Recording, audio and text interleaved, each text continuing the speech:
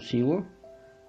Hoje nós vamos falar sobre um tema muito importante dentro da escatologia, que são as duas testemunhas. E aproveitando a oportunidade, quero dizer que nós temos um material, um trabalho muito importante aqui sobre escatologia, e falamos numa série de estudos sobre vários assuntos, porém muitos outros assuntos de escatologia nós temos no nosso trabalho, que aborda assuntos como comparações das profecias, as visões do trono e do livro selado, os 7 selos e 2 visões, o cordeiro e seus remidos do Monte Sião, as vozes, a ceifa e a vindima, e assim por diante, muitas outras matérias, como Babilônia, descrição, queda, lamento e ruína. Então, são tudo conteúdos que estão nesse nosso trabalho de escatologia. Hoje nós vamos falar sobre as duas testemunhas. É um tema muito polêmico, né? Mas que cabe muitas discordâncias segundo a visão de muitos que falaram sobre esse tema. Nós vamos dividir esse assunto sobre as duas testemunhas em 2 estudos. Vamos dividir em áudio 1 e áudio 2. Você pode acompanhar esses nossos estudos, e mais uma série de estudos nos nossos vídeos no YouTube. As duas testemunhas. Este tema ele é muito polêmico e a maior parte das interpretações cabe uma discordância. Veremos algumas interpretações das duas testemunhas que não têm fundamento bíblico. Então nós vamos ver aqui o que não são as duas testemunhas e o que são as duas testemunhas. Então nós vamos dividir esse estudo em 2 partes. Aqui nós vamos refutar algumas visões sobre as duas testemunhas que não são as duas testemunhas ou que não têm fundamento para ser as duas testemunhas. Alguns dizem ser as duas testemunhas Enoque e Elias, mas isto é um grande contrassenso. Trataremos então da história de Enoque como exemplo. Enoque foi a 7ª geração de Adão, patriarca antediluviano, homem justo e de testemunho. Enoque andou com Deus. Para andar com uma pessoa é preciso ter comunhão com ela, e ele simplesmente andou com o melhor amigo, o seu próprio Criador. Nós não andamos com os nossos inimigos nem sequer de uma rua a outra. Não que somos inimigos de alguém, mas as pessoas se constituem nossos inimigos ao longo da vida. O fato de sermos cristãos é porque andamos com Cristo. Enoque teve um grande benefício num tempo de degradação moral e espiritual. E qual foi ela? Foi trasladado para não ver a morte e a corrupção, que tão de perto lhe incomodava. Agora surge a pergunta: se Enoque foi trasladado para não ver a morte, por que ele teria que vir à terra para morrer? Será que Deus arrependeu de tê-lo trasladado? Era como tomar o seu troféu de vencedor frente a uma geração corrompida e abominável. Esse foi o seu prêmio e recompensa por sua justiça e comunhão com Deus. Este pensamento e ensino foge completamente à sensatez e à exegética da palavra de Deus. Outros dizem ser Moisés e Elias. Analisemos também. Diz Moody que Moisés gastou 40 anos pensando que era alguém, 40 anos aprendendo que não era ninguém, e 40 anos descobrindo o que Deus pode fazer com ninguém. Poderíamos contar aqui uma história de Moisés, mas isso não é necessário. Porém, vejamos o seguinte: Moisés não pôde entrar na terra de Canaã, visto que duvidou de Deus frente aos hebreus no deserto. E ao invés de falar à rocha, bateu nela 2 vezes com ira. Esta rocha simbolizava Cristo, em 1 de Coríntios 10:4. Lá diz assim: e beberam da mesma fonte espiritual, porque bebiam de uma pedra espiritual que os seguiam, e a pedra era Cristo. E Cristo, como pedra, não podia ser ferido 2 vezes, como a rocha. Vimos na Escritura Sagrada um povo murmurador, incrédulo e obstinado, fazendo pecar o homem mais manso da terra. Em Deuteronômio, discursou 3 vezes, olhando para trás, para o alto e para a frente, repetindo ao povo toda a lei escrita pelo dedo de Deus nas tábuas do testemunho. Subiu então por ordem do seu senhor ao monte Nebo, e no alto do Pisga pôde contemplar a terra, mas não entrar nela.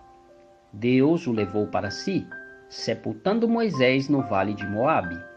Deus sepultou também a sua sepultura para não se tornar objeto de idolatria.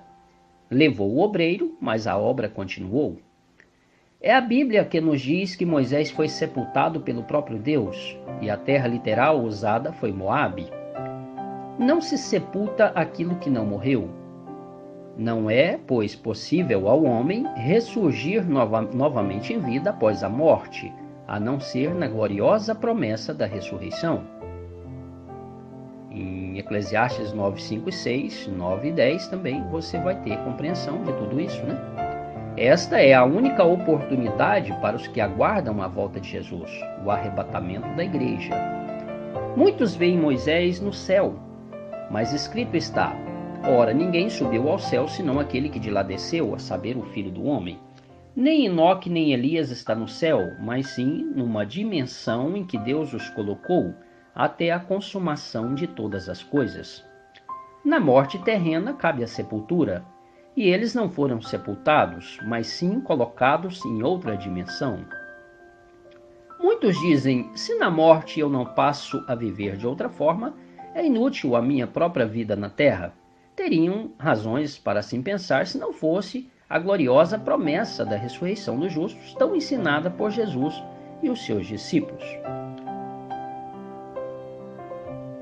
É ainda impossível ao homem morrer segunda vez, a não ser que tenha sido ressuscitado. Em Hebreus 9:27 está escrito: e ao homem está ordenado morrer uma só vez, vindo depois disso o juízo. Mas se o homem é um condenado, sofrerá o dano da segunda morte, ou a morte para a eternidade, diferente da primeira, uma morte temporal em que ainda ressuscitará para juízo. Este não é o caso do patriarca e herói da fé, Moisés. Enquanto a Bíblia relata que Jesus ressuscitou Lázaro, que consequentemente morreu de novo, não vejo em nenhuma passagem bíblica que Deus ressuscitará Moisés para que ele seja morto novamente. É bom lembrarmos que o Senhor, mesmo tendo todo o poder e autoridade, nunca trabalhou de forma contrária ao ensino da sua própria palavra. E Elias, o que poderíamos dizer? Deus o trasladou como prova de amor e misericórdia para com seu servo, mostrando com isso que a última ferramenta de juízo de Deus é a misericórdia para com seus. Será que Elias ainda precisa morrer? Se assim é, também não haverá transformação dos vivos. Em 1 Coríntios 15, 51, 52 diz: eis que vos digo um mistério, nem todos dormiremos, mas transformados seremos todos. Pois a mesma passagem de Elias é usada comparando aos que serão apenas transformados. Na transfiguração no Monte Tabor, vemos o poder de Deus em trazer todas as coisas como simbologia e representação aos homens. Aqui, um quadro representativo da lei, dos profetas e da graça, simbolizando também a história da ressurreição dos justos. Os mortos ressuscitarão primeiro na figura de Moisés, e os vivos serão transformados na figura de Elias, através da única porta para a vida chamada Jesus. Outros dizem ser as duas testemunhas, o Antigo e o Novo Testamento. Nós já vimos quanto a palavra é poderosa, a palavra de Deus. Ela tem poder sobre nossas vidas, mas existe ainda uma dependência até mesmo para que ela opere. Qual? O coração aberto do novo convertido. A fé, um coração contrito e arrependido, um gesto de humildade, pois a santa palavra de Deus condena os atos imperfeitos dos homens e nos leva ao conhecimento pleno da verdade. Se com a Bíblia aberta Deus fala, com o coração aberto o homem é transformado, se torna um converso. A própria Escritura de Deus foi escrita por homens, inspirados pelo Espírito Santo. O pensamento é divino, a revelação é divina, mas a expressão da comunicação é humana. Como então não foram estes que verdadeiramente testemunharam tudo a respeito do Senhor? Amados ouvintes, com este pequeno parágrafo, nós vamos encerrar aqui o nosso estudo sobre as duas testemunhas, parte 1. E vimos também a respeito das duas testemunhas que elas farão os mesmos milagres feitos pelos profetas Moisés e Elias. A Bíblia somente não fará nada, pois depende até mesmo de alguém para abri-la. Mas os cristãos, com seu conhecimento, usados e guiados pelo Espírito Santo, que também a inspirou, farão grandes e notáveis feitos diante da humanidade. No próximo estudo, nós veremos então quem pode ser as duas testemunhas e faremos conexão com todo o livro apocalíptico, o livro da Revelação, e veremos então qual o fundamento que nós temos hoje para entendermos quem são as duas testemunhas. Que Deus os abençoe, não perca as duas testemunhas, parte 2. Um grande abraço, que Deus os abençoe.